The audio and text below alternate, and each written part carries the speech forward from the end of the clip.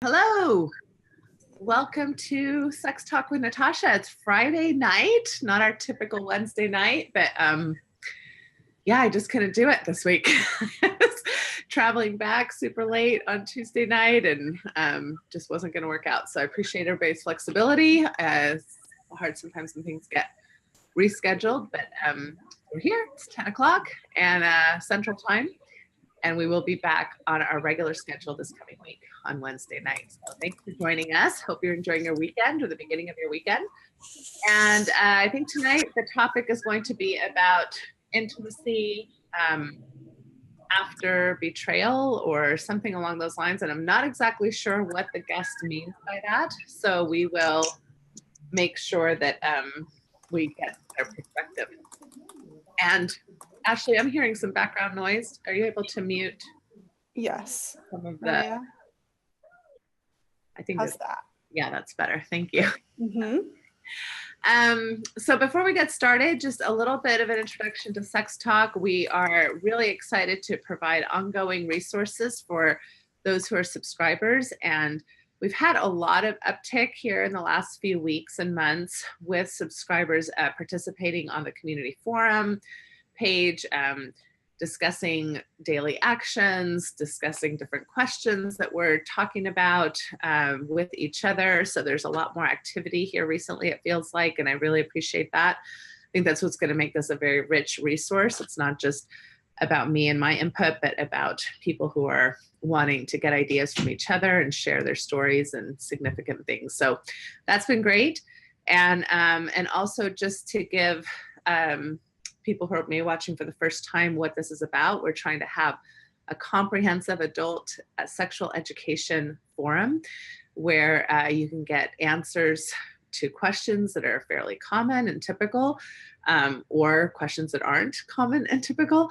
I'm a certified sex therapist, and I'm also a licensed marriage and family therapist. So I have over 20 years of experience addressing many of these issues, and I just love this type of work. I want this to be an affordable resource for people and an ongoing resource, because I'm a big believer in the gym metaphor that we, just like we work out our muscles, we work out, consistently and intentionally on other aspects of our life as well. And I think sexuality is an important one. So given all that, I'll pass the time over to Ashley to just give us a little bit more information and share any thoughts about bringing on our guest as well. Yeah, thank you. So thank you everybody for joining, and we're glad to be back. We've both been traveling a lot, so it's nice to be back in our respective cities. It's nice to see your wallpaper again, or your background again, Natasha. But thank you everybody for joining us. And for those that are just joining the program, this is an hour-long program that we do once a week. As far as the live Q&A, it's the structure is generally split into thirds. The first little bit, Natasha will give us some education on the topic, and then we'll always bring a guest on, which generally takes up the majority of the time. But then the end, we always like to leave it open for questions from the audience. So if you have any questions on those of you on Facebook, go ahead and type them in the comments. I'll get them to Natasha at the end. As always, our patrons can always just send us a message, or you can make a comment on the live feed. And the first 30 minutes we are on Facebook, but the entire episode is on patreon.com/sextalkwithnatasha. And again, Natasha just covered some of the great benefits that you get by being a subscriber. So head over to that. And this feed will always come out a couple days later. So anybody can have access to it. As far as on Facebook, you'll get the 30 minutes of Facebook Live on the Facebook page. So go like that as well. And like she said, this is a great way. You get access to a lot of things. We have a lot of things going on over on Patreon. If anybody does want to see Natasha professionally, you can check out her online practice at Symmetry Solutions, symmetrysouls.com. It's SOLS at the end there.com. And for now, I guess, did you want to just bring on the guest right away, Natasha? Yeah, the last thing I'll say is just, I think we just released another online course. Is that correct? Yeah, it's not out quite yet. It's almost ready to be out. ready. And what's the topic on that again? Oh goodness, I can't remember, but I can tell you. I'm putting you. There's so many. I know. Well, we're doing this series on sexual education for parents on how to talk to your kids about sex. So this was one of the segments. I think this one was about the facts one, where it's like knowing the facts. Does that sound right? Yeah. Okay. So that's going to come out probably in the next week or two. Yep. And also, I also just wanted to remind everybody that my book came out, which is called Check Your Baggage. So that's kind of dealing with sexual hangups and kind of ideas around how to be mindful and do exercises and things that can help you with some of the sex negative messages that a lot of us have grown up hearing. So, and with that, Natasha doesn't even know this yet, but it's actually up on Amazon. Oh, hooray! So you guys can go actually order her book on Amazon. Just put in Check Your Baggage, Natasha Helver Parker. It's as easy as that. Just hit check out. That's so fun. So it's now on Amazon. So all right. Awesome. Okay, well, yes, without further ado, let's bring on our guest. All right, Maria, let's see. Maria, are you there? I am here. Can you hear me okay? Yes. Wonderful. Thank you Hi. for joining. You're welcome. Thank you for asking for me to be invited. Of course. And I guess, Natasha, do you just want her to jump into her story? Yeah, so I mean, the question came in is how to, kind of work on intimacy after a relational betrayal. And so first of all, I just wanted to kind of understand the context of the betrayal. If we're talking about infidelity, that's oftentimes what people are talking about when they're talking about relational betrayals, although there are many ways that trust can be broached or breached between, a significant relationship. So I just kind of wanted a little bit more information about what your story is about and what you're looking for tonight. Yeah, so in particular with my story, it was infidelity, but there's also different types of infidelity. There's emotional and there's physical. In my case, there was both of those. But I also know that in other relationships, there could be betrayals in other sense. There could be issues surrounding money. There could be issues regarding like interpersonal relationships with other people, with a work-life balance type thing. And so I'm actually curious your take on kind of all the different areas. But for my story in particular, it's the emotional and physical infidelity. And then when I say moving forward past that betrayal, I'm curious, if you decide to stay in that relationship, how do you move past the betrayal? Or if, in my case, I decide to move into other relationships, how do you not let that affect you going into those other relationships? Like, trust the person that you're with without letting that past trauma affect you. Okay, lots of good questions. All right, so that was going to be one of my questions too. Are you talking about trust and intimacy with that same partner who betrayed you, or moving into other relationships and how that can still affect kind of trust in relationships in general? So I like how you kind of started out by defining betrayal. So betrayal can mean a lot of different things. Even the word infidelity can mean a lot of different things. You mentioned emotional infidelity or physical infidelity. So I think obviously physical infidelity is usually seen by most people as some type of sexual physical contact with another person, whether that's kissing or intercourse or different types of sexual activities like oral sex or whatever those things might be. So but many people also find it inappropriate to have emotional encounters with, even if they do not include any type of physical relationship. And some people obviously, will have affairs where there is very little emotional attachment. So in other words, kind of like a one-night stand or a kind of a liaison that doesn't really have a lot of emotional meaning. Whereas other people will have affairs that are both emotional and physical, so that there's this kind of longer relationship thing that's happening on the side. So all of those things are ways that people will discuss these issues. There are other ways too, like some people will see a betrayal in doing something even privately sexually. So if people are looking at erotic materials or pornography or masturbating or having some type of fantasy life outside of their partnership. And some partnerships that can also be seen as a betrayal. So right away, my first kind of, I guess, thought or advice for people is to be very clear with your significant other as far as what you would consider a betrayal. What are the parameters of that? Because not everybody defines those things the same. And I think we oftentimes go into a lot of assumptions at the beginning of relationships without really kind of clarifying what would it mean for one of us to feel like there was a betrayal of our relationship, especially when it comes to issues of intimacy, sexual intimacy, emotional intimacy. When do those lines get crossed? And how do we know that? And what are our expectations around that? So that's the first part. Then I think the second part, which you brought up, is, well, then if and when a betrayal of this sort happens, will we work through that or not? And can't pop the research right out of my brain on this, but I will say that the number of people that decide to work through some form of infidelity is fairly high. I think sometimes in our culture, we have this idea that once a cheater, always a cheater, or how would you ever put up with somebody who cheats on you? Or, there just seems to be a lot of opinions around what people would do if they were in that situation way before they're in that situation. And then when people are in that situation, many times for a variety of reasons, people oftentimes will choose to try to work through that and stay together in some way, shape, or form. As far as knowing how and when to do that, it's very personal and can take in a lot of factors. Some factors, of course, that are just part of life are finances. Maybe they have children.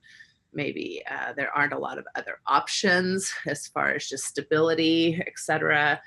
And not that those reasons are necessarily bad reasons to try to stay together. A lot of times a couple's like, yeah, we've invested a lot of time. We've invested a lot in our family. We have a lot of things that we have going for us. And so we're willing to work through some of this very painful consideration. Other people will decide that, it just isn't something that they want to spend the time or energy to work through.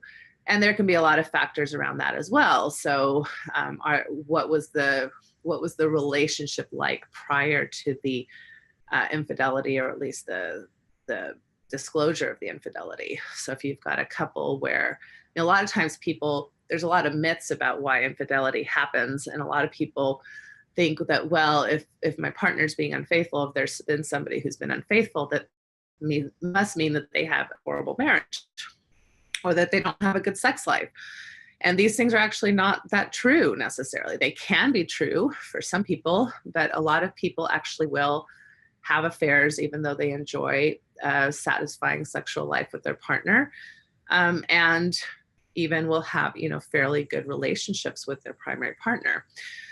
So infidelity is complex, happens for lots of different reasons. Esther Perel is a really great resource. She's doing a lot of work around infidelity, just came out with a new book called The State of Affairs. She's done some great TED Talks talking about some of the dynamics that go into long-term relationships and why at times this tension maybe between stability and passion and adventure is something that can be a driving force towards issues with infidelity and why people stray from their primary relationships. Now, I will just say very briefly that I do not have necessarily a judgment on whether people should stay or go. I don't think that's an appropriate thing for a therapist or a counselor to have. I think that really needs to lie squarely within the people making that decision. A role of a therapist or a counselor should be to sit with all of the options on the table and be able to discuss kind of with the couple the different pros and cons and risks and benefits of all their different types of possible scenarios. What I will say, however, is that for people who are willing to do the work. And what I mean by that is really look at not only what led to the maybe infidelity, but kind of the recommitment work, and really looking also not to place blame at all on the person who wasn't involved in the betrayal, but oftentimes there's a systemic piece to it, right? So we're a system, and you stepped out on that system for whatever reasons. And so are we willing to look at what was going on in the system, which implies both of us need to look at those situations. So how do we do that without blaming? It's not about, oh, well, you didn't give me enough sex, or you weren't this, or you weren't that, so I went and had an affair. It's never about that. It's more about what can we do if we want to continue this system so that we don't find ourselves in this position again? And what things were we talking about? What kinds of things weren't we addressing? So that can be really important work to do. And if people are willing to do that type of work, what we often find is that a couple can do very well after infidelity, and they can really reach almost new levels of intimacy. And so it's almost like you're choosing that relationship again. And in a situation, it's very difficult to choose that. So there's a sense of willingness or acceptance there that can actually be very profound for a couple. So by no means does it have to mean that everything is awful after something like that. And like Esther Perel says it well, she's like, I don't recommend affairs to increase your intimacy. And yet at the same time, it can be one of the results that happens because you're doing such profound work together as you really try to breach, that divide and regain that trust together. So if done well, that's a potential possibility. Now in your situation, Maria, it sounds like you decided not to continue in that relationship. And so now you're dealing with this kind of distrust of relationships in general. So, you took the risk, you were vulnerable, you shared your heart or your life or your situation with somebody who then acted in a way that was very hurtful to you, betrayed your trust. And now how do you know that's not going to happen again? And you don't know it's not going to happen again. In fact, I usually say count on betrayals in your relationships, not necessarily infidelity betrayals, but the idea that your partner who you live with for a long period of time, especially if we're talking about a monogamous committed relationship such as marriage, you're going to spend maybe 20, 30, 50 years together. You're definitely going to disappoint each other. You're definitely going to let each other down. You're definitely going to have times when you feel betrayed by your partner.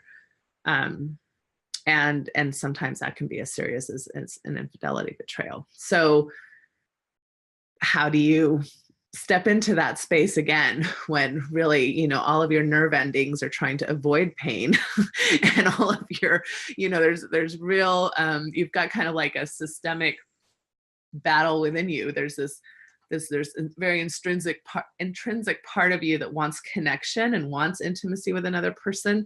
And then there's this other part of you that's like, I want pain avoidance, and allowing another person in my life might bring pain and probably will bring pain in my life. So you have that tension between those two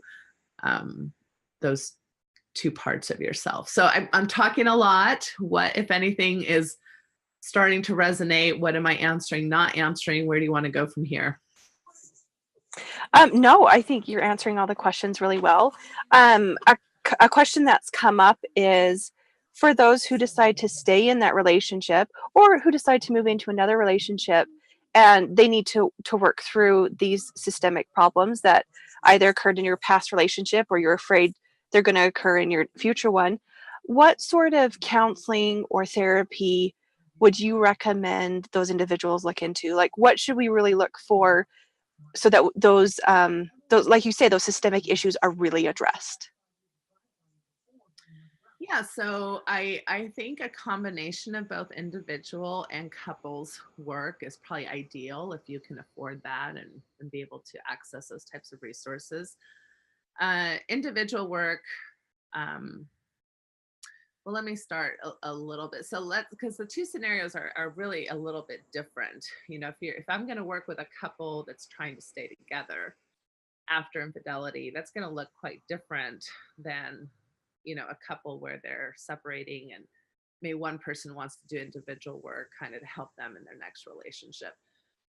And why I think that's important to point out is because if you're going to do the type of work to stay together, um, I'm not sure if I'll be able to express this very well, but in my mind, there's this kind of very organized way that I try to go about that. So the first phase of work is really what I call repair work, right? So this is where we really allow almost for the kind of the bad guy, good guy scenario, right? The person who's done the betrayal is kind of the bad guy. The person who's been betrayed is the good guy, which can sound so silly, but in a sense, I think the person who's been betrayed needs some sense of remorse, needs some sense of feeling like the person who did something wrong is willing to take responsibility for that, and that there's a validation that that person is wounded. And so it's not the time right then to start looking at, well, where was I in all this and what was my role? I think that's premature. So, and this is just my approach. There may be other professionals out there that might disagree with me, but this is how I usually start. So I start off with repair work. We kind of get a sense of, being willing to kind of look at the responsibility of the person who, did the betrayal, look at apologies, look at ways that, especially the person who's been wounded kind of takes the reins in that moment. So that person maybe decides, I need a break from our sexuality. Maybe that person decides, I actually want to be having more sex than we usually have. Maybe that person decides that they need certain boundaries in place in their home, like we're not going to sleep in the same bed for a while, or we're not, whatever it takes to kind of at least initially allow the person who's been wounded to really just grieve and have space and feel a little bit in control of a situation that they usually feel very out of control with. And I usually talk to the person who has betrayed that this is a temporary space. This is not long-term. This is just kind of this initial repair process. Now, the idea is that over time, this is not going to work long-term. So I'm the good guy, you're the bad guy. If you stay there too long, it will have lasting repercussions because, the quote unquote bad guy, I kind of hate this language that I'm using, but it's the best way I can. The quote unquote bad guy cannot stay the bad guy forever, especially if they're doing the work to regain trust. They really are remorseful. They're taking responsibility for their actions. We need to get you back into a place where you're equal and egalitarian again. That's where intimacy is possible. Intimacy is never possible, really, when power differentials are different. So that can be very difficult because even though the wounded person doesn't necessarily like being the good guy, there is a power differential of giving up a little bit of that, giving up a little bit of power in the sense of coming back to an egalitarian relationship. And realistically, I tell people this can take anywhere from 6 months to like 2 or 3 years, because it's just a long process to regain that type of coming back scenario. But it's really gonna, the stuff that I was talking about before, where people can experience more intimacy after something like as serious as infidelity, really requires this movement. So that's very different type of work than if somebody's like, you know what, I'm out of here. I'm not gonna, put up with this behavior. This wound was kind of a lethal wound for our relationship, and so now I'm gonna work on myself and go on to another relationship. At that point, that's more individual therapy. And you can do work, of course, on your own grief still, and your own disappointments and your own sadness around the betrayal and how you're coping with that. And do you have good coping skills? How do you take care of yourself? And then again, over a period of time, I would want to start moving into at least that person's perspective on what were the roles and patterns in that original relationship. What was the intimacy like? What was the what were the conflicts about? And to be able to make sure that you're at least able to see your own role in that. How did I react to the conflict in our relationship? Was I an enabler? Was I not? Was I able to see this coming? Was I surprised? Was I not surprised at all? Was I aware of it and didn't really confront it? Or did it kind of hit me, out of nowhere? I mean, there's lots of different scenarios where you can do your own personal work. Not to necessarily guarantee that this won't happen again, but to hopefully, if you're in a healthier space and you're able to be more self-aware, more than likely you're going to attract the next partner who is at a healthier space like you are. I mean, at some level, we attract similar IQs, we attract similar ways of functioning. That's just kind of reality. I mean, we're not that different from the people that we attract. So how do we go about having a better ability to self-function so that we can attract somebody who's hopefully at that same level?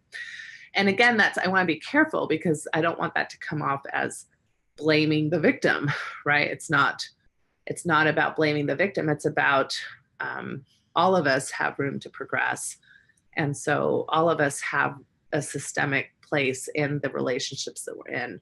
How do we analyze that well and understand those roles that we play so that we can do better moving forward?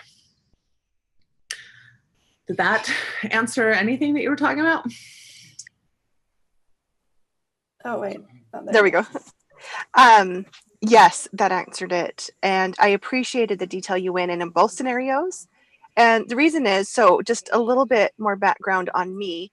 I really appreciate how you talk about you have to take time for repair. It's difficult because in my situation, I know kind of where my role was, and I recognize that while what he did was not okay and it should never be condoned, I get where he was coming from. And we were in a relationship where basically he was living the life that I wanted and I was living the life that he wanted, where he was raised by an immigrant father who just instilled in him work, work, work, work, work. And he chose a career that could not guarantee stable work 100% of the time. And so when he had periods of unemployment, it literally affected his identity. And I, on the other hand, was working full time while having a family. And that was difficult for me because I wanted the freedom to stay at home with my family.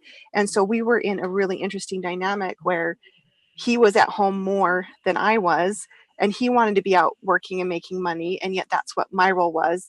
And so there was almost this jealousy with each other's life. And so I was busy with work and coming home and taking care of our son.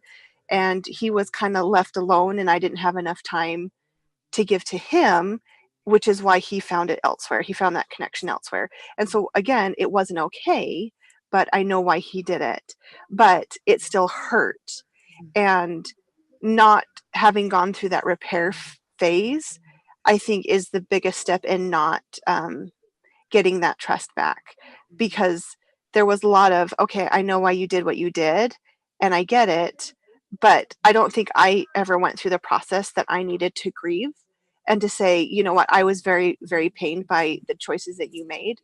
And I want to see the remorse and the accountability on your part. So as far as, if we did decide to stay together, knowing that there is a repair phase is, I think, incredibly important. And I wish I would have known that earlier, because I don't think I ever was able to go through that.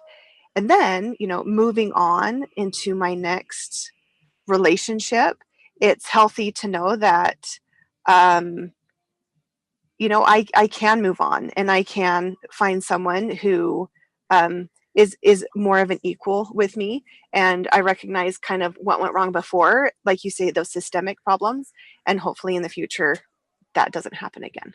So yeah, you absolutely addressed everything. And are you okay if I jump in? We're at our half-hour mark, so we're going to go ahead and cut the feed on Facebook. No, it's okay. But we're getting some really good comments on Facebook. So I want to read one of the comments that we're going to have Natasha answer over on Patreon. So if you want to go ahead and get the answer, go ahead and head over to patreon.com/sextalkwithnatasha. We're still going. But one of the questions we got, which I think is really important, is where is the distinction, or is there a distinction between repeated intimate betrayal and abuse? Repeatedly being betrayed is traumatizing and abusive, isn't it? I just thought that was really important. So we're going to go ahead and cut the feed on Facebook, everybody, but we're still going over on Patreon, patreon.com/sextalkwithnatasha. We have more questions coming, and we're going to talk to Maria a little bit more. So head on over there and we'll see you there. Wonderful. And just quickly, short answer to that is yes, of course, there's a difference. And I'm going to talk a little bit more and specifically as to why. All right. Thanks, bye, Facebook. Thank you.